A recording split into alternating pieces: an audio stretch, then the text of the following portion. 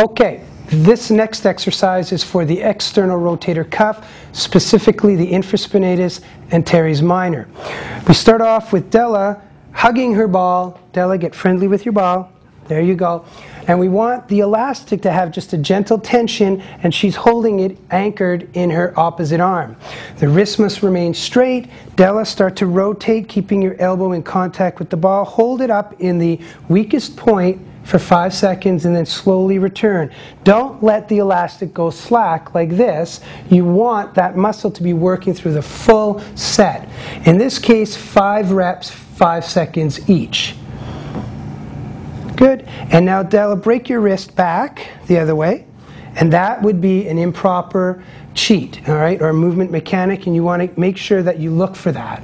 Another cheat is where the shoulder will raise up as they do this for compensation or facsimile. Why don't we do the regular exercise?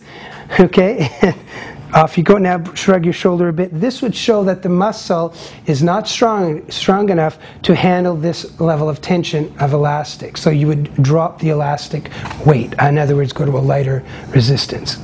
Perfect. Now we're going to change angles and get to an oblique angle. So just pull the ball over to the side.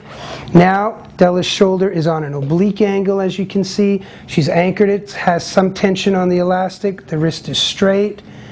And down you go. Now nice and slow, Della. Up you go. Again, this is strengthening a lot of the rotator cuff on the back. Good.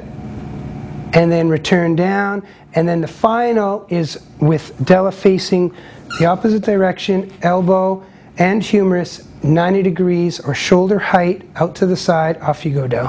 Hold, 2, 3. Look for a wrist breaking. Again, look for shoulder shrugging. Fantastic alternative rotator cuff, external rotator cuff exercise.